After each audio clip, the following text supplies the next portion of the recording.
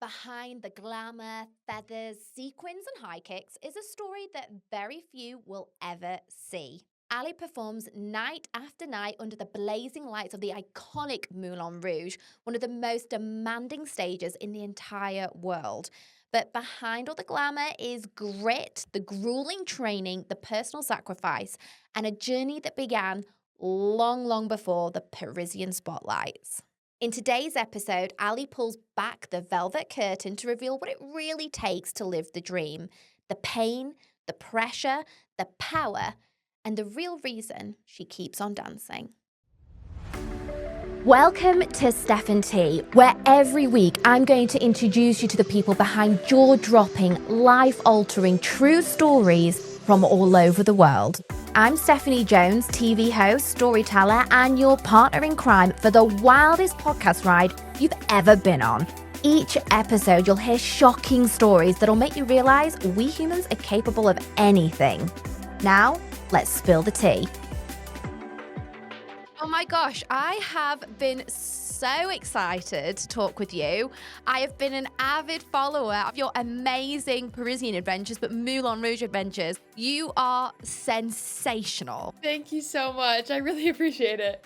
Ali, let's start at the very beginning, because obviously you've been dancing for a very long time, and you left your home country of Canada to go and dance at the most iconic dance venue in the world, which is the Moulin Rouge, which is a hugely bold move. Talk to me about what led up to that moment. Thank you so much. I started dancing at a young age of 5. Basically, when I started school, I started dancing. I think the one thing that drew me to dance was my love for music. My parents really loved music. The radio was always on in the car. It was on in the kitchen. And I think that translated, and she put that onto me at a very young age. And I just learned to love it. And I felt comfortable and confident to dance around to music just naturally. And I think my love for dance just grew as I got more involved. Each year I just kind of added more styles of dance to my roster, and I grew a really tight-knit community with my dance studio, so I felt like they were like my second family. And I think just it became like my second home in a sense. Was I went to school, I went to dance, I went home to sleep. I just did that schedule day in, day out from literally the age of 5 onwards. And I think when it came time to choose what I wanted to do professionally, I ended up going to school for science, believe it or not. I went for kinesiology at the University of Toronto. So it had nothing to do with dance, but by the time I was done my degree, I was still training day in, day out at a local dance studio, and I still really loved it. And because it was something that I felt like I was really good at and confident in, I really wanted to pursue it professionally in some way, shape, or form before I actually went into my career and life as a kinesiologist, I guess you could say. So during university, I actually ended up auditioning for everything and all things under the sun. I was at cruise ship auditions and this casting call for this TV show. I just did everything I possibly could just to see what stuck, knowing that there's lots of no's before the final yes to whatever job comes my way. And I ended up going to Moulin Rouge as one of those auditions, and it had definitely been on my radar because I did know that taller girls get casted for the Moulin Rouge, and being somebody who's basically 6 foot tall, I knew that that was kind of maybe my area of expertise, I guess you could say, without really knowing it, nor training specifically in showgirl technique or the French can-can style of dance. So I just tried to pick up skills as much as I could learn about the Moulin Rouge off of YouTube before my audition.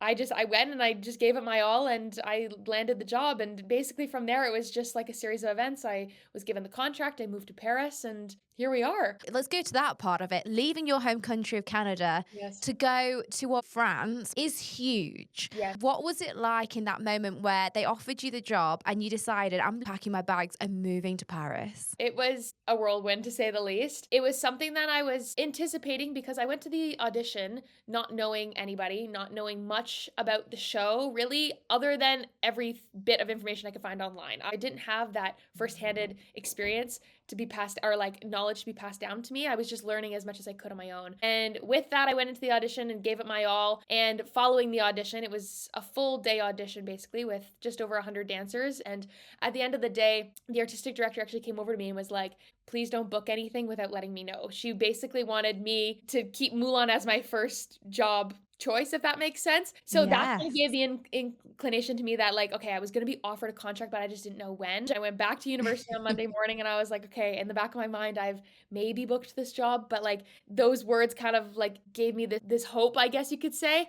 And I was checking my emails religiously for the next 6 months to be like, when is this email coming to offer me the job? It could be anywhere up to like days to weeks to months. Like I had no idea, sometimes even years for some girls. I was just hoping, and I knew basically about 6 months later they were going to be hiring girls, is what she kind of said. So I had my inbox refreshing every hour, and about 6 months later, I was offered the contract to come to Moulin Rouge. I was over the moon. I was so excited. I obviously had been anticipating this for months. I was training so hard to make sure I kept up my flexibility and kept up my training, and I had 2 months to prep everything to move to Paris. And as you know, like it's a huge thing and it's a huge deal to move your life from not only a country but a different continent. So I had packed up as much as I could. I had deferred my last 2 years of university, and everything was in place to move to France. And then of course the COVID-19 pandemic hit, and that just changed everything. And so I was like, shoot, I was 3 weeks away from moving. I had everything except my plane ticket booked. So I basically put everything that I just organized on hold, and I stayed in Toronto. And what turned into what we all thought was going to be 2 weeks turned into 2 months, which turned into 2 years. I was just so grateful to have, and finally had landed that dance contract, and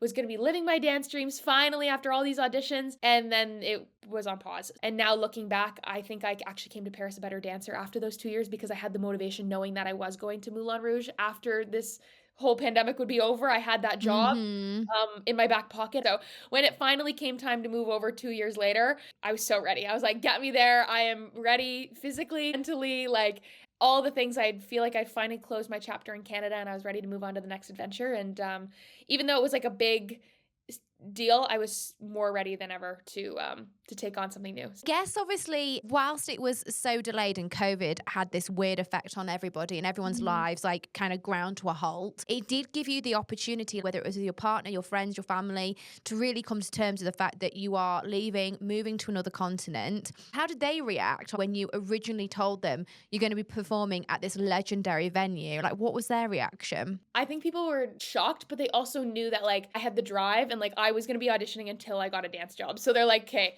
thank God she got this one, because otherwise they would have not heard the end of it until I did. But yeah, my friends were so supportive. They were like, oh my goodness, like I'm booking my ticket. I'm coming to see you right away. My parents were over the moon. My partner was over the moon.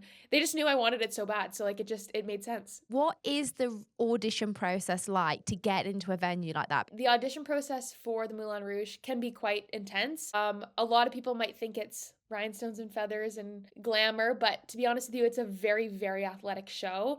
And I think when they're casting dancers, they need to make sure they not only fit the bill with the height and the showgirl technique and the foundations of ballet and jazz and like being a versatile dancer, I guess you could say, they need to have like the cardio and the stamina to keep up with the French can-can. And when you're a new dancer at Moulin Rouge, you come into Moulin Rouge as a French can-can dancer, and they train you to be that because they know it's a very unique style of dance that's not necessarily something people train all over the world. One of those things being cartwheels on both sides. And it's not only cartwheels, it's cartwheels in heels. You have to be able to Yeah, have your splits. just to make it a little bit harder, Literally, you have to be able to have your splits flat on both sides, because when you do a jump split, you have to be able to land in a flat split. But also in addition to that, they make sure you have the showgirl technique. So that's like a solid ballet foundation, a solid jazz foundation. And then there's actually parts of our show that are a little bit more funky. So it was interesting to see how the process went, because I knew it was a more versatile show based off of my YouTube research. But like, other than that, I didn't really know what the show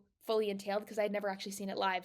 It was interesting to see what the audition process looked like. There was a very big warm up at the beginning, and we started with a few combinations. And after that round, they cut about half of the room. They said, okay, you guys stay, and you guys, thank you so much for coming. And then that group that stayed, we move on to the next style of dance. They did something a little bit more jazzy. They were like, okay, you guys stay, and thank you, you guys can leave. So they kept cropping the group smaller and smaller and smaller until 5-6 hours later, we got to the end of the day, and we had a little bit more of like a chit chat to kind of just like get your personality. And they wanted to see like who you were, how you introduced yourself, like what your training was like. And that's kind of when they got to see if you had a little bit of like something special about you in addition to your talent. So it was a very unique audition process, because I've never actually done a dance audition where like the speaking is important and getting to know your personality is important, as well as the dance, and as well as just like your overall training. It's very important to be a versatile dancer. It was a very intense process, but overall very athletic. They saw something in me. They saw that like special sparkle, and that's what they took. They're not the only ones that have seen the special sparkle, No, because that's literally nice.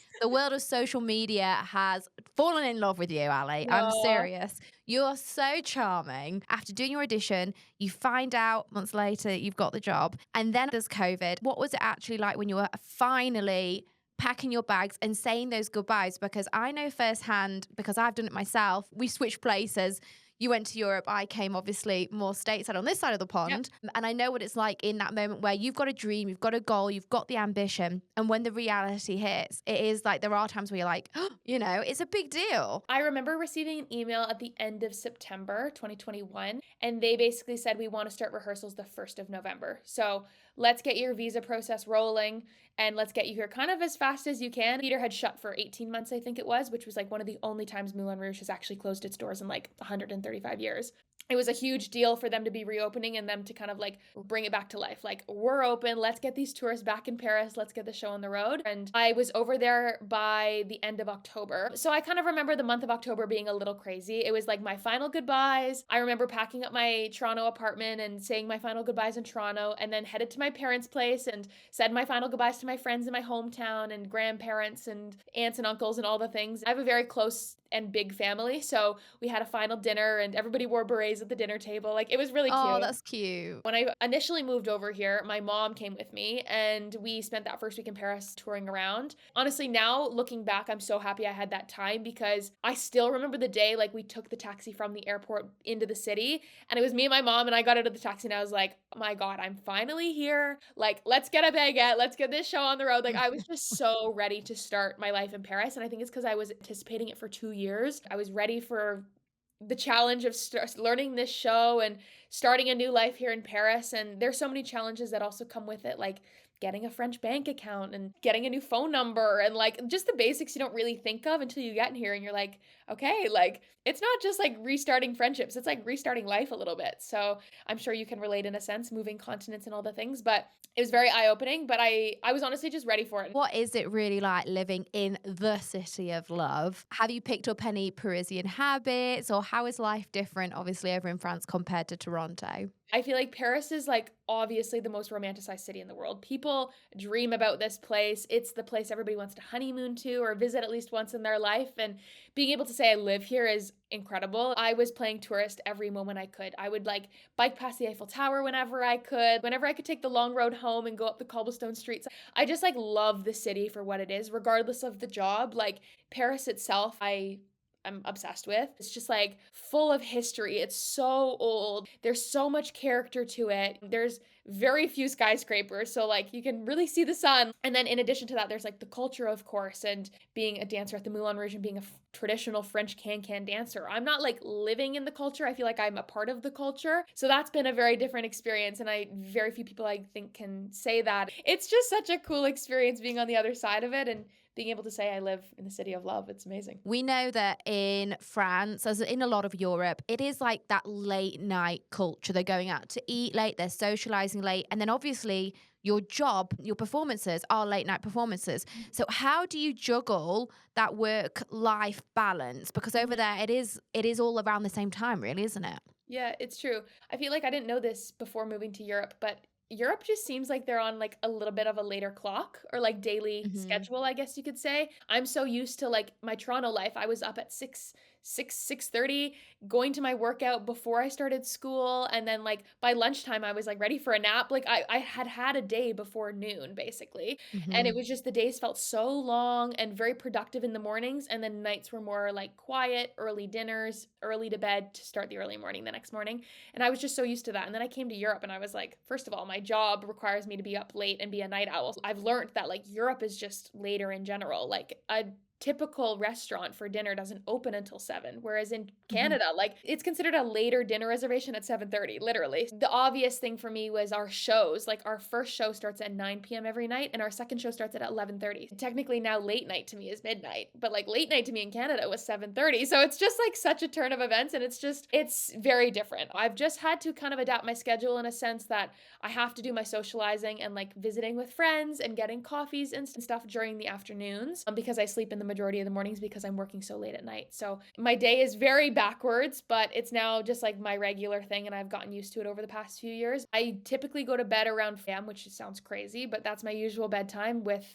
finishing work so late, showering, putting my costumes away, then taking a taxi home, then cooking dinner, then FaceTiming my fiance and my family. Like, there's a few hours afterwards where I just need to wind down and like settle down before I can actually fall asleep. So 4 a.m. Paris time is actually 10 p.m. Toronto time. So when I'm going to bed 4 a.m., my parents and my fiance are going to bed back in Toronto, and then I'm waking up at 1 p.m. and they're waking up at whatever time that is there. Like, it's exactly perfect. So I don't know, it's weird how the stars have aligned that way, and I think that's like one way my long distance relationship really works, is because we're able to be on the exact same clock, if that makes sense.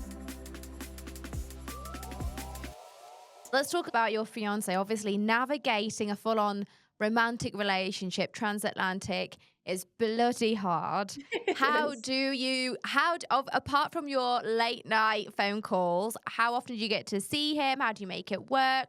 Yeah, he's the best. He is so supportive of my career and everything, and so many people ask me this because it's not something I keep more private, mainly because we don't live together, like as you know, Mhm. but we make it work by visiting each other as much as possible. Obviously, that's the biggest key to it. So whenever he has time off, he's always over here, and then he stays for a few days while I finish up work for the week, and then we head off to like Italy or England or whatever that may be, because travel is just so easy once you have a base in Europe, as you would know. He comes over here 3 to 4 times a year. I try to go home 3 to 4 times a year. So that's like almost every other month we get to see each other, if not every month. So it works well. It is a lot of obviously traveling and coordinating, but we do it because we love each other, and it's just, he's my soulmate, and we make it work by staying in communication throughout the times that we're not together.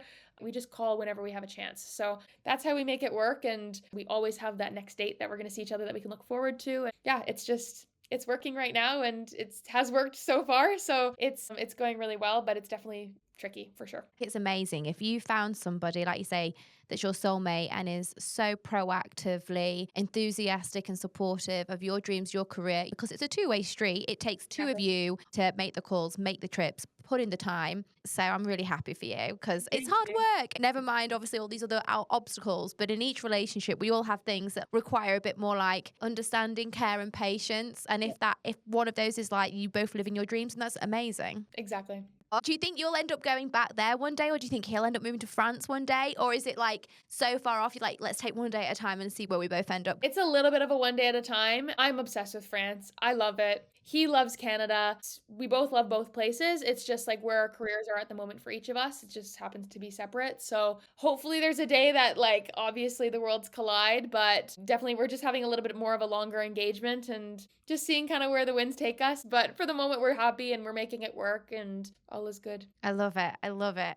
All right, now I've got to get into some of the nitty gritty, which maybe this is movies and Hollywood painting this picture, Ali. So you're going to have to clear it up for me, okay? Okay. So many people are curious, I am sure, about the dynamics backstage. So think about the movie Showgirls, where the rivalry is off the charts. There are so many dramatic moments, pushing people down the stairs to get that principal dance spot, putting pins in dresses or whatever it is to get one up on whoever it is to climb the ladder. Is it really like that, or is the Moulin Rouge a supportive sisterhood? Which way does it go? This is also something I get asked quite a bit because I show my vlogs and my videos backstage, and they all seem like, well, they're all great and positive and lighthearted and whatever, but people are like, is that actually how it is? And I genuinely have to just say yes. Like, I think that's honestly why I enjoy it so much, and I've been here for so long, is because the dynamic that's backstage at Moulin Rouge is like any other. Like, there's no other company in the world that has a dynamic like our cast does. And I think it's for the purpose of the personality hires, in a sense. Like I told you, in the audition process, they're looking for talent, but they're also looking for a good personality.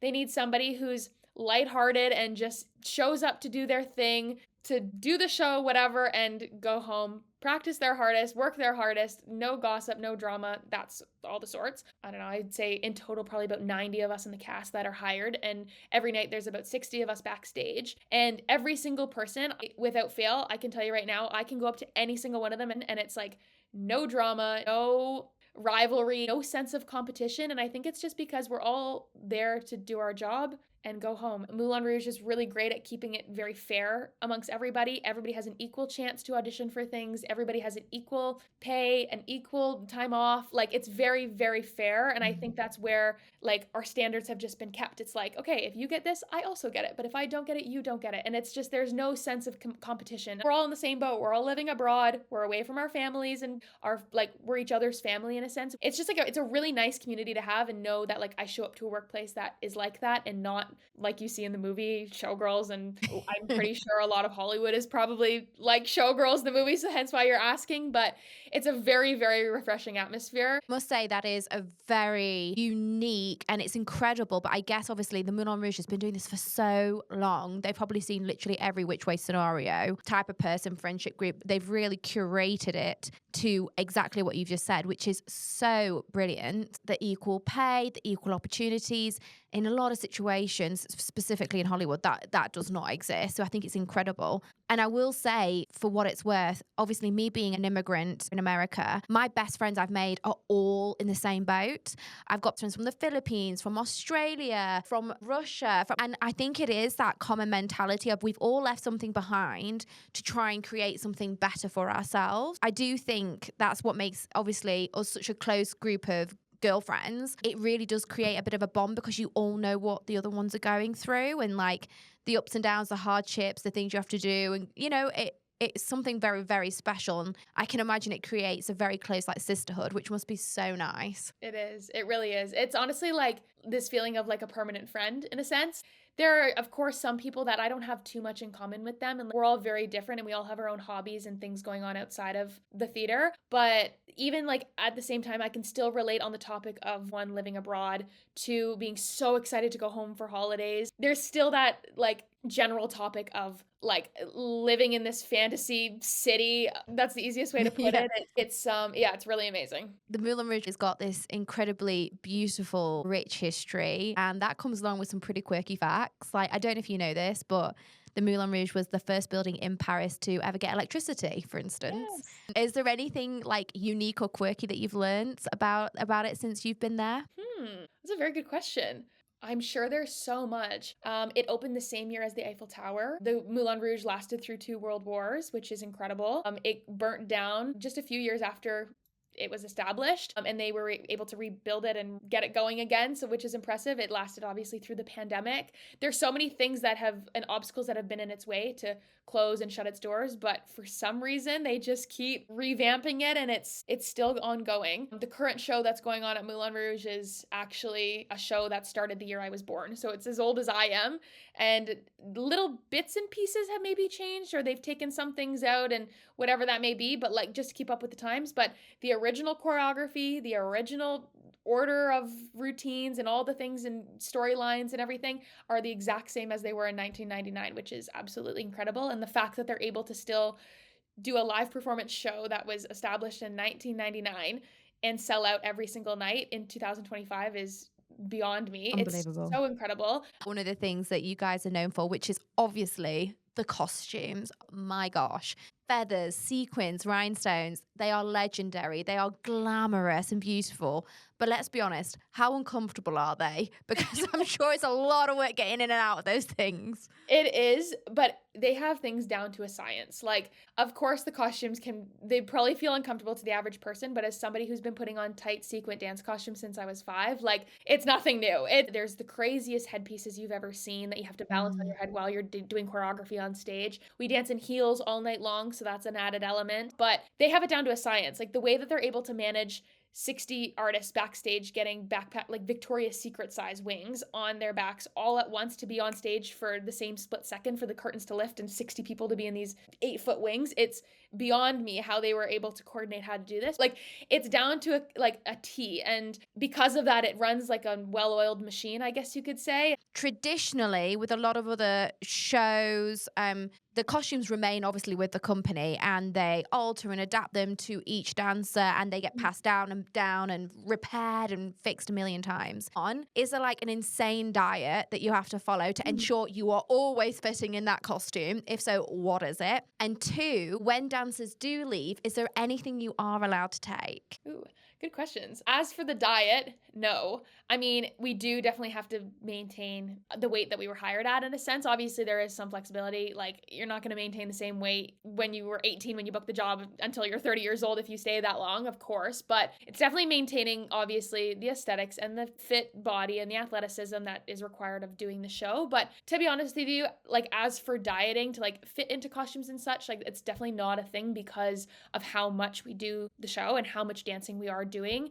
There's not a moment where I'm not being active unless I'm sleeping, quite literally. So honestly, it's actually at the point where I'm like, how many calories like can I get in my body before the show to maintain my energy all night long? That's kind of where my brain is, not necessarily like oh, I can't have that cookie or whatever. Like, if there's a cookie, I'm gonna get the cookie. And as for like fitting in the costumes and stuff, like, because we all have our own costumes in a sense, but we also have this thing where we share outer bits of the costumes because they're so extravagant and expensive and huge and amazing and take months and months to make. They have like one crazy pirate cape or whatever that may be. But like, when I'm replacing the principal role, I'll wear her pirate cape because it's hundreds and thousands of dollars or whatever it may be. And it's like, there's like one original one that I have to wear because we share it. Maybe I'm not the same size as the other replacement or whatever that may be. There's different buttons to adjust the size and whatever once you get it on. So, and then as for your other question, keeping the pieces, it's interesting because it's something, it's honestly a little like token of like,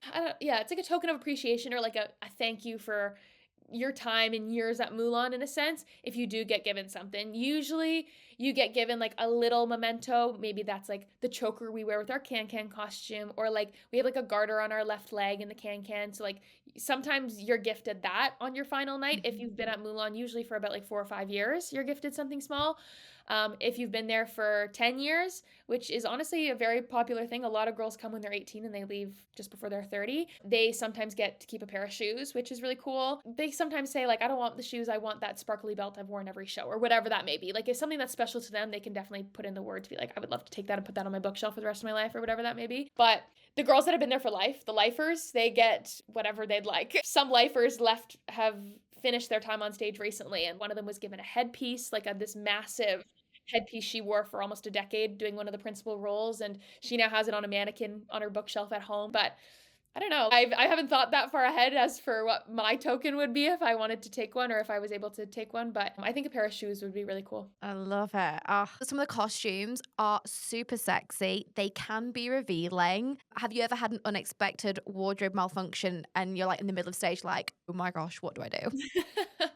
Yes, this has happened a bunch of times to multiple people, or if not everybody. But to be honest with you, I'm one to triple check things. I'm like, if something goes wrong, obviously the show must go on, but I'm like triple checking buckles and things and latches every time, like subconsciously now. I'm like, okay, I need to triple check that shoe is locked or whatever it is. But the most recent one I can think of is we have a number in the show where we're lions. We're in the circus as well, and there's 6 lions, and we have like little platforms that we all stand on. And it's a lot of up and down and lifting the platform up and putting it back down and spinning around and crawling. We crawl through a cage at one point, and it's just a lot of up and down motions. And the latch at the back of my costume, it was a haltered top, came off, and I had to do the whole rest of the lion act with one arm holding my top up and one lion claw out, pretending to still be the lion. So there's moments like that where you just have to just laugh about it, but the show must go on and you just gotta give it your all. But yeah, in order to make sure my whole costume didn't fall to the ground, I had to hold it up with my left hand and continue crawling around. But then when it got to the part where we lift the platform up, I'm like, oh good gosh, I need 2 hands to do this. So I pushed my chest to the platform, the base of it, and it was a whole thing. I reworked it, but it's just something you get off stage and you're like, oh my gosh, like never again. What about the really good bits? What's the number or a part in the show that you're like, this is my moment, and you just come so much more alive and it's just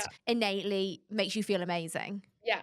Ooh, that's a good question. I mean, I do 5 different roles in our show. I do my standard show, I'm just like an ensemble dancer. And I'll have 4 other tracks that I'm able to step in and replace when they're sick or on holidays or injured or whatever that may be. Those are soloist and principal roles. And those roles are a little bit more of a feature role in the show. So whenever I'm on those roles, I'm like, okay, I need to turn like that Britney Spears energy on, whatever that may be, to just like snap into that like star moment, I guess you could say. Like, I am front and center here. Let's turn this on. And you just add that extra 10% to your performance because you know, like, kind of all eyes are on that middle girl, and she sets the tone for, I guess, the performance. There's one number in particular, the song I Will Survive, and when I'm the principal in that role, it's just so fierce. Like, everybody knows the lyrics to that song, so the audience is really feeling themselves. It's towards the end of the show, so everybody's singing along. They've just watched the can, so they're like hyped up, and they've heard all this screaming and jump splitting and partnering and all the, like, they've seen it all. It's so nice to feel the energy off of the audience and be able to really click into that star persona, I guess you could say. What are your secret, like either a little pep talk you say to yourself? Do you have a little good luck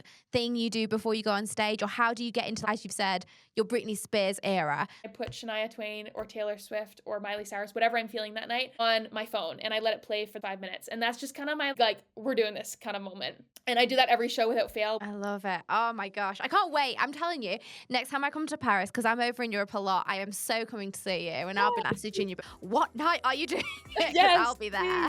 please. You see I'll little be there. feet under the curtain, you know it's probably me. I love it.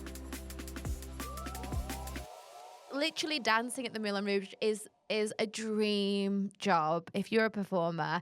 But are there any points or moments where you're like, you know what, this is just really freaking hard, or I'm tired, or that just caught me off guard? How do you keep that enthusiasm and energy up all the time? I mean, this is huge because, like any job, the more you do it, the more you get into the routine. Obviously, the more practice you get, but then also on the flip side, it can get repetitive. And we're listening to the same soundtrack. That's a 2-hour soundtrack twice a night, 6 days a week. Like, it is repetitive. And then, not to mention just the soundtrack, but like the schedule leading up to a show, I need to have the peak energy at like 10:30 p.m. of my day, which can be quite difficult. So then there obviously are moments where you're like, dang, I am just like exhausted. And usually come about day 5 of the week, we work for 6 and then have day 7 off. Day 5, I'm usually like, okay, this is going to be hard. Like, day 5 is usually my hardest night. And that's just because you've done 5 days in a row. And that night is quite difficult to get through. But to be honest with you, the way I hype myself up, it's unique in a sense, because I've started vlogging and doing my daily life videos and all the things backstage. Every video I try to highlight like something different, or like show them a little like different angle, or like talk about a different element to like the backstage or something, so that's obviously fresh for the viewer. But for me, I'm also like taking in detail that I don't necessarily see the same of every night, if that makes sense. And I feel like since vlogging, my night at Moulin or whatever, the nights that I vlog are the nights that I need a little bit of like, okay, let's find something fresh. Like, let's get some new energy. But for me, it's definitely just like the change of perspective. And I find that I get the best change of perspective when I take my vlog camera out for the night. I'm so grateful to have like a community, because like I told you, living abroad can be hard sometimes with no family and no partner. Like, obviously I have my friends, but like having this online community has also kind of been like, okay, there's like so many more people that are watching, keeping up to date. Like, I just got wrist surgery, so people are like, how's your wrist progressing and all these things. Let's talk about people caring, and most specifically about your wrist, because obviously your job is incredibly physical, and you had to have surgery on your dominant wrist. When you're a dancer and you're doing cartwheels and everything else, becomes then impossible. So what happened? Where are you at with healing, and how does that affect the Moulin Rouge? I've been dancing my whole life and have never had a major injury before. But I feel like up until now, I've been around people, like people drop like flies sometimes, because you're just hammering a show after show after show on your body, and there's just not enough time to recover. And obviously you can do all the things you can, but like if your body is not strong enough to handle it, obviously you have to pay the cost with some sort of injury. There was a moment this past summer, I was on stage and I did a lift, and I came out of the lift and I felt I did something to my wrist, and I was like, no. And of course your wrist is a joint, but it's so tiny. You're like, thank God it wasn't a knee, it wasn't a hip, it wasn't a foot. Like, it could have affected me worse at the time, but because it was my wrist and I was doing this lift on a track that I usually don't do. It's like one of the last tracks that I'm like the cover for. And I was in that night and I did it and I tweaked it the wrong way. And I was like, okay, ignoring for the rest of the night because I don't need to use it for the rest of the night. So it was just a very slow progression of the pain, I guess you could say, over the past few months. And every time I went back to doing that lift that I initially injured it in, I could really feel it. So I was like, okay, I think I've done something. So I ended up going to get it checked out. And I thought it was a cyst, like just like a ganglion cyst. And there was a little bit of a bump there, so it made sense. And I went to get it drained, which was just like a usual thing. I ended up going to get more scans, and they found that it was a torn ligament. So I ended up doing a surgery on it to repair the tear, as well as take the cyst out that was there. So it was just something that kind of came up over the past 6 months and slowly got worse and worse as time went on. Every time I did that one lift or did cartwheels or whatever that was, it wasn't getting better. And with my schedule and the things I'm needing my wrist for, it's not like I can just not do a push-up the gym. Like I have to do that push-up on stage or whatever it is, or that cartwheel on stage. Like I don't have a choice. So I just figured it's better to get it fixed before it's absolutely destroyed or I do something more to it, and take the time off I need and recover and all the things and strengthen it back up to get back on stage and to be back to normal. So How is it feeling? And are you feeling ready to go back in a couple of weeks? yeah, it's feeling better. I have like a cast on it at the moment until 2 more weeks. And then when I start physical therapy, I'll be able to have a little bit more of a gauge as to when I'll be back on stage based on what exercise I'm able to do and what feels good and what doesn't feel good. I'm still unable to use my fingers and properly support and move my wrist. So until I'm able to do like very basic things like put my hair in a bun without it and I don't know, pull a costume on or whatever that may be, I can't quite go back to doing like my basic ensemble role. How supportive have the actual Moulin Rouge been of obviously your injury Mhm. and you needing this time off? Do you ever worry like, oh my gosh, will there be a role for me when I get back? Or who's going to replace me? Or, all of those things that as a performer, I'm sure naturally go through your mind. Very safe to say that the amount of support they give is incredible. There's so many systems in place because it is a physically demanding job. They understand that getting injured at work is a very common thing for us, of course, especially with the type of show that we're doing. There's never a time where nobody's not on an injury leave, if that makes sense, just because there are so many of us and everybody's just working their hardest and dancing day in, day out. From like a job standpoint, they definitely have job security in place to like, as long as you need to recover and get back to 100%, like you're supported, you have as much time as you need. One thing, obviously, that's come with the Moulin Rouge, which I don't know if you would have anticipated when you first did start with them, is the fact that the Olympics came to Paris. Mhm. And with that, the Moulin Rouge being the Moulin Rouge was like the big opening ceremony and the act. And I saw you guys dancing in the rain and giving it your all on that barge. What was it like at that moment to be like, I'm part of the Olympics? It was wild. Literally when I got that contract in early 2020 before the pandemic and I was supposed to come, like I had 2024 Olympics in Paris on my radar. I was like, Oh, there's no way they're not going to include the French can from the birthplace itself. Like it's a part of the culture, and I don't know if it was a manifestation thing or what it is, but like I just knew. I had this intuition that we would be dancing at it. In my head, the fact that we got asked to do the opening ceremonies and all the things, I was like, this is my chance to be a part of the Olympics without competing in the Olympics, but I'm still a part of it. And the fact that I was able to live in the host city for the Olympics one year was also just like a cherry on top. But it was like the coolest experience in my life. I will literally never forget that. It was so cool. what is a misconception about being a Moulin Rouge dancer that you would just like to debunk and you're like, completely inaccurate? Ooh, interesting. I think a lot of people think it's all about the glamour. It's all about the feathers and the rhinestones and like the glamorous showgirl life. But I think at the end of the day, the like thing to debunk is like how much work actually goes into being a performer. And obviously it's like, yes, showing up to do the show 6 days a week. You get one day off. You have no nights. Like it's hard, and you have no mornings either because you sleep in. And you have to get those hours of sleep. But at the end of the day, like it's so athletic. It's one of the only sports out there that requires flexibility, strength, endurance, all in one. Plus the added element of like performing in front of an audience and having to have a smile on your face. So you can have no bad days, like visually, I guess you could say. You always have to show up with a smile on your face. And I think that's something that a lot of people just don't realize with the performing world. It's like there's so much that goes into being able to show up and do your best on stage in front of thousands of people every night. And it's not just looking pretty. There's so much training that goes into it and rehearsals. There's just so much that goes into it. So even though it looks all rainbows and butterflies, it's not all the time. Allie, talking to you today has been such a treat. You are so incredibly sweet. Thank Next time I'm in Paris, I am coming to see you on that stage, and I'll be you. like screaming for you and like this in the audience, like, go Oh, Allie! thank you so much. It was so nice talking with you today. Allie's story sparkles, but it's not just from the rhinestones. It's her discipline, endurance, and her refusal to shrink herself in a world that only wants to see the show and not always the soul. She is living proof that dreams may glitter, but they are built from sweat, bruises, and an unstoppable will to rise. If you loved Allie's story, give it a share, a like, share it with your besties, and I'll be back next week for more Steph and Tea.